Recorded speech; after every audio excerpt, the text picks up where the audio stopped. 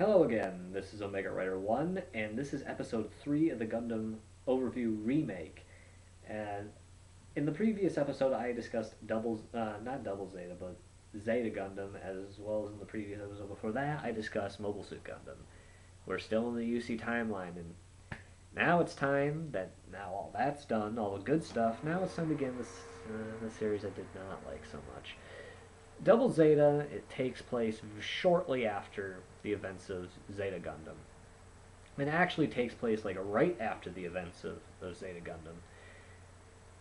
And it really, I don't even know what, it's the second Neo Zero War? Yeah, okay, there we go.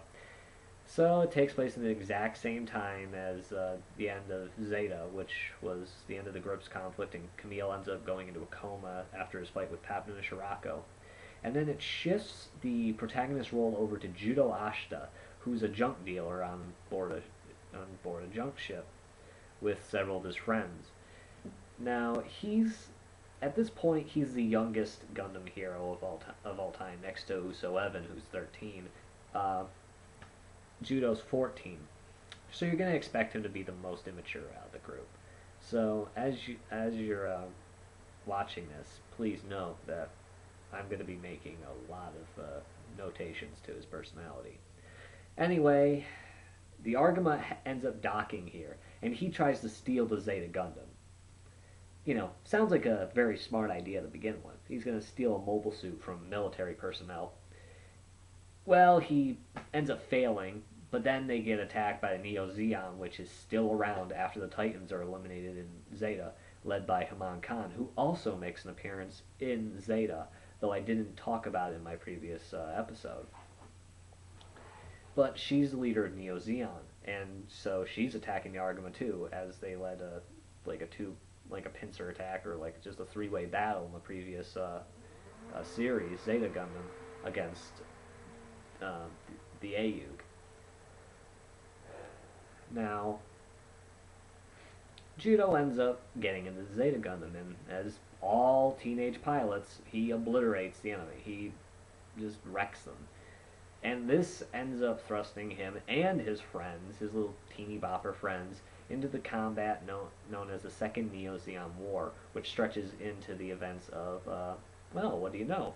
Char's counterattack, which I actually found to be one of the better parts of the UC timeline, but I'm not going to get to review it. So, I'll have to deal with this.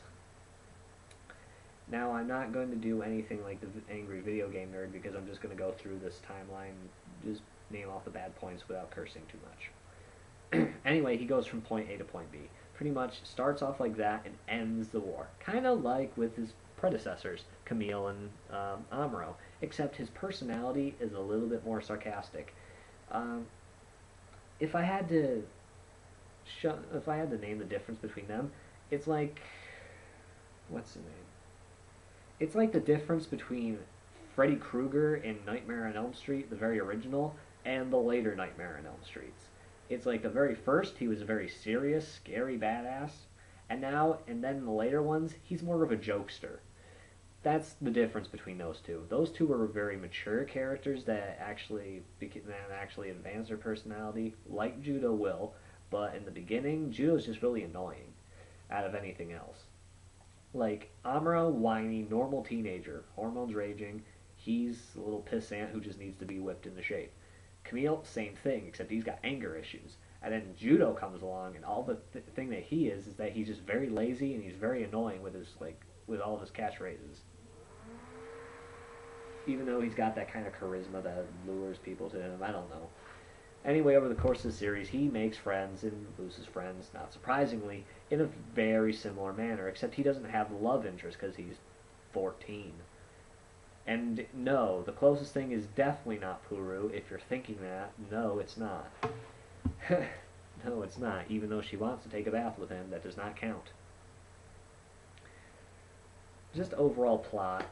There are some interesting little points.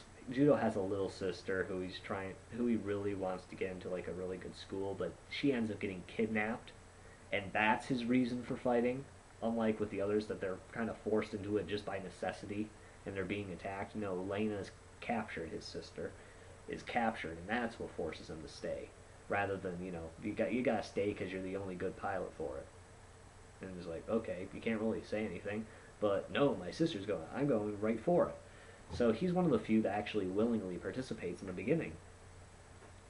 However, he does some things, like he later on gets the title Mobile Suit Double Zeta, which is also his design, I think. But he does something. One of my friends pointed this out to me, that he uses his biosensor to actually recharge the like battery, or to reactivate the nuclear power plant on Double Zeta when it runs out, which is probably one of the ultimate hacks moments in Gundam history. It was like, you gotta be kidding me at that point. But I'm not here to talk about shit like that. It's like, it just really it just annoys me to no end, and I would turn into the angry video game nerd at that point. But I'm gonna try and stick with what's truly bad with the series from a standpoint of a mature view. Character development, once again, same as usual, but the characters are kind of bland. I found most of the cast to actually be rather crappy. It's like, once again, after the first two, it's like when you're trying to repeat the same thing over and over again, it does get a little boring. Judo's character in particular is the most dynamic out of them, but like most of his friends are just downright annoying as hell. Rue in particular is one that I dislike with a burning passion, because her character really offers nothing. She's just really the annoying female lead. The annoying female lead. That's all she plays, really. You know, the annoying female love interest that apparently falls in love with the main character at the very last moment. It's kind of like an Inuyasha Kagome thing, even though like they're on and off like a fucking light switch. Next is Bicha Oleg and El Villano. These two, as I said with the previous one, sometimes characters just don't need to be there. And these two really didn't offer much except for a romantic subplot. And I just, eh. And yes, it does get annoying because of the fact that I have Dynasty Warriors Gundam. I'm pointing to my PlayStation 3 that's apparently invisible on the fucking screen. That I have to face these people the entire time and listen to them over and over and over again. But that's not the reason. The fact is that if your role is pretty much reduced to just a shitty romantic subplot, you shouldn't even be in the show. It just really annoys me. Next, okay. Next is here's some positives. Glemmy, finally, something that was actually like I actually found his little interactions a bit funny. He keeps wooing Rue for some unknown reason, despite the fact that we call her Monkey Face. And if you realize why we call her that, you would understand and you'd be laughing with me on the inside.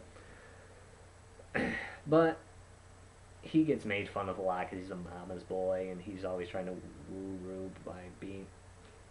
Sorry, unintentional rhyme. But he tries to be this big man on campus and everything, and he just...